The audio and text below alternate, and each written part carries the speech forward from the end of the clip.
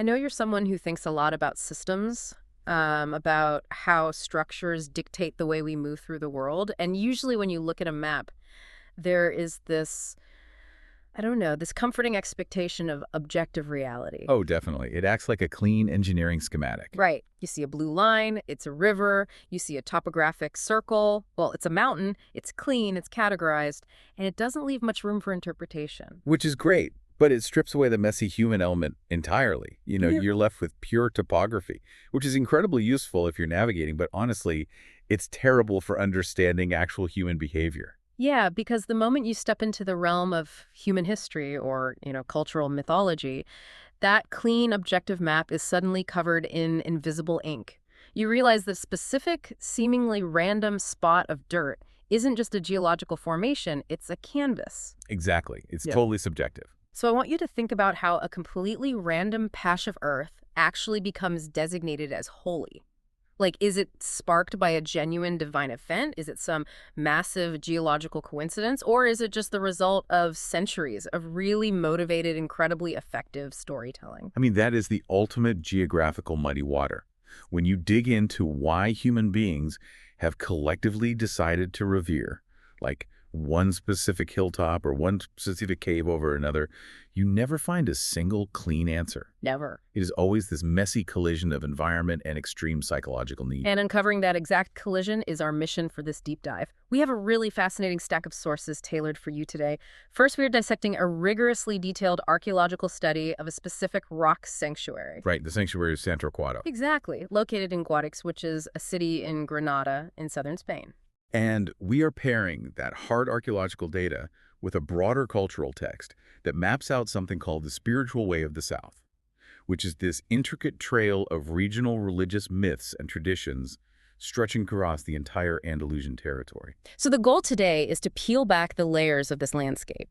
We want to uncover how ancient myths physically altered the earth and how multiple, often competing cultures layered their beliefs on the exact same real estate. Because the landscape doesn't just sit there passively. It absorbed the cultural anxieties of the people living on it. And in turn, the physical geology dictates how those anxieties can physically manifest into architecture and ritual. Okay, let's unpack this, because before we can explore the physical caves and the hard archaeology, we have to establish the foundational narrative, right? We need to know the myth that put this specific piece of the Spanish landscape on the map. We do. And reading through the sources, this narrative possesses all the classic high-stakes beats of an ancient superhero origin story. It really does. The sources outline a narrative that moves incredibly fast and relies heavily on dramatic spectacle. So we start in the 1st century. The apostles Peter and Paul dispatch 7 disciples, historically known as the 7 Apostolic Men, to the Iberian Peninsula to spread the new faith. Right. And one of these men is Torquato. They arrive at the Roman colony of Acci, which sits on the site of modern-day Guadix. But their arrival is spectacularly mistimed. I mean, they walk into Acci right in the middle of massive, loud, highly sensory pagan festivals dedicated to Jupiter, Mercury, and Juno. Yeah, you can imagine the scene. The local Roman population is feasting, participating in civic rituals, and they are entirely uninterested in a disruptive new theological lecture from 7 random strangers. Not the best audience. Exactly. The crowd turns violent, and the apostolic men are forced to sprint for their lives out of the city. Which triggers this dramatic chase sequence heading straight for the Fards River. Our 7 figures run across a Roman bridge, the eager mob is swarming right behind them, and the second the apostolic men reach the far bank, the stone bridge miraculously collapses into the river. Just completely drowning the pursuers in the current. Yeah. It acts as a divine explosive charge. It is a highly tactical miracle. Yeah. I mean, it neutralizes the immediate threat while simultaneously demonstrating absolute theological supremacy. And it serves as the ultimate conversion tool. A powerful local Roman matron named Luparia witnesses this whole tactical miracle, instantly converts to the new faith, gets baptized, and funds the construction of a church. Wow. Yeah. Fast forward through the narrative, and Torquato is eventually martyred and buried at a place outside the city called Face Retama. Which is a location name that carries heavy symbolic weight.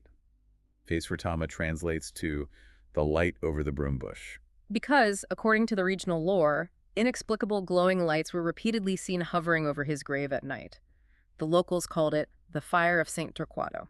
And just to stack the miraculous deck even higher, the site featured an olive tree with highly unusual biological rhythms. The sources claim this specific tree would bloom and produce fully ripe fruit completely out of season, specifically on the eve of Torquatus' feast day. Right, right, in the dead of winter. And the local population would rush out to harvest these out-of-season olives, believing the oil possessed intense curative properties. Of course they did. The visual imagery, like the collapsed bridge, the glowing grave, the winter fruit, it's extremely potent. But to understand the true function of this story, we have to look closely at when these miracles were officially codified into the historical record. Which is exactly where I want to push back on this text, because when I am reading about perfectly timed bridge collapses and glowing bushes, my inner skeptic starts flashing red. Yeah, understandably. I have to wonder, are we just looking at a highly sophisticated medieval PR campaign? Like, was this entire origin story reverse engineered by a local church trying to legitimize its authority and drive religious tourism during a politically turbulent era? Well, your skepticism hits on the exact mechanism of how myth functions in this region, because the intensive documentation of these specific miracles did not happen in the first century. Interesting. Yeah, the historical record shows that these stories were fiercely codified and amplified hundreds of years later, specifically in the 9th and 10th centuries. And the geopolitical context of the 9th and 10th centuries in southern Spain changes the entire complexion of the story. Dramatically. Yeah. During this period, the region was firmly under Islamic rule. The indigenous Christians living in these territories were known as Mozarebs.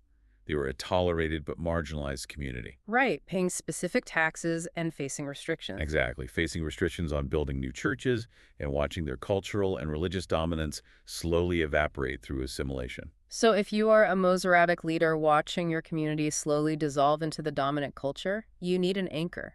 You double down on your indigenous roots and write your history in the boldest letters possible. You tie your community's identity to undeniable physical landmarks. Resamundo, who was the Bishop of Granada at the time, explicitly included the Festival of Torquato and the Apostolic Men in his calendar. It was strategic. Oh, completely. It was a strategic necessity for the Mozarab to have a physical place to point to and say, you know, we have been here since the 1st century. Our faith isn't an import. It is woven into the biology of that olive tree and the dirt of that grave. The myth acts as a boundary marker against assimilation. Because this Mozarabic survival strategy didn't just exist on parchment, they literally carved this identity into the earth. The site of San Torquato wasn't just a grave, it was a massive subterranean complex. This is where geology directly dictates the limits of theological expression. The sanctuary is located in the Hoya de Guadix, and geologically, this area is a massive ancient ocean basin from the secondary era, what we'd call the Mesozoic, dating back hundreds of millions of years. Wow. When that ocean receded, it left behind towering, thick layers of soft sediment. The archaeologists describe these layers as alternating bands of lutites, which are basically heavily compacted, fine-grained clays and silts layered with bands of rough gravel. And the physical softness of those lutite layers made the Hoya de Guadix an ideal environment for a troglodyte habitat. Hermits seeking intense spiritual isolation didn't need to quarry stone and build walls. They could use simple tools to tunnel directly into the sides of the hills. But the archaeological layout of the San Torquato caves completely defies the idea of a simple, primitive hermit hole. They excavated a massive eremitic complex. Massive. The sources map out a subterranean church, a baptistery, a communal refectory for eating, individual cells, and a chapter house featuring a continuous bench carved directly out of the stone wall. So they basically treated this mountain like a giant block of architectural foam. Yes. They were sculpting negative space. Instead of building up, they were carefully removing material to reveal complex, functional architecture hiding inside the hillside. But the truly obsessive part is the interior decoration. They weren't satisfied with functional, smooth mud walls. Inside these dark prayer rooms, they carved elaborate, entirely fake architectural features. Right. The archaeologists uncovered a Mozarabic brick horseshoe arch constructed at the entrance, and inside they found columns complete with intricate bases and capitals, alongside beautiful scallop shell niches painstakingly carved into the soft clay. Features that are entirely non-load bearing. Exactly. They provide absolutely zero structural support. They are purely aesthetic mimics of high-end Visigothic architecture. The Visigoths ruled Spain right before the Islamic conquest, so carving Visigothic-style columns into a mud wall is a massive political and cultural statement. It really is. It's the Mozarabs physically carving their claim to the pre-Islamic legacy of the peninsula. Well, what's fascinating here is the brutal irony of their chosen canvas. The Mozarabs possess this profound psychological dedication, painstakingly sculpting their ancestral identity into the rock, while simultaneously fighting a losing battle against the rock itself. Because the geology that made it easy to carve also made it eager to collapse. Exactly. You have to picture the hydrology of the hill. The lutite layers are impermeable, but the gravel bands running through the ceiling are highly permeable. Oh. Every time a heavy rainstorm hit the region, water would aggressively filter down through the gravel. These layers essentially became violent underground rivers, washing away the fine silts that glued the ceiling together. So the complex is essentially melting from the inside out every time it rains. And from the outside in. Relentless wind erosion scoured the external entrances, while changing air currents inside the complex constantly dried and flaked the softer strata. Oh, wow. The archaeologists found massive masonry walls, heavy brick and stone reinforcements built deep inside the caves. Which paints a very different picture of daily eremitic life. These hermits weren't just sitting in silent, peaceful contemplation. No, not at all. They were breathing dust, hauling heavy stones, and desperately patching up a melting ceiling to preserve a sacred space that the environment was actively trying to erase. Their daily existence was an act of extreme physical endurance to maintain their cultural anchor. So the original Christian builders eventually flee the Islamic expansion, packing up Torquatus' holy bones and heading north to Galicia for safety. You'd assume an incoming, conquering population would simply raze a deserted, crumbling Christian cave complex to the ground. Right, you'd think so. Yet, the archaeology reveals the exact opposite. This is perhaps the most crucial insight from the physical study of the site. The occupying Muslim population did not destroy the caves. Instead, they adapted the existing reverence for the geography into their own theological framework. The evidence points to the site being transformed into a marabout. So the archaeology points to them adapting the site into a marabout, an Islamic shrine honoring a local holy man.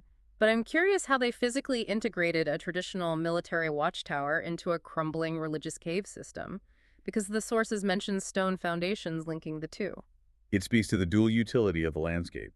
The hill offered spiritual isolation, but it also offered a supreme geographical vantage point. Ah, makes sense. By building a stone watchtower physically connected to the cave system, the site became a crucial node in a regional network of visual communication and military control, while simultaneously functioning as a site of quiet devotion. But the political map of Spain continues to violently shift. In 1489, the Catholic reconquest reaches Guadix. The Muslim population is pushed out, and the caves are actually abandoned and largely forgotten for decades. Right. It isn't until the late 1500s when Jesuit researchers managed to locate and return a portion of Torquatus relics from northern Spain that the site experiences a massive resurrection. Yeah, the return of the physical relics serves as the catalyst for an enormous architectural revitalization, funded by a powerful local noble family, the Bazans. Here's where it gets really interesting, particularly if you appreciate the mechanics of crowd psychology and spatial design.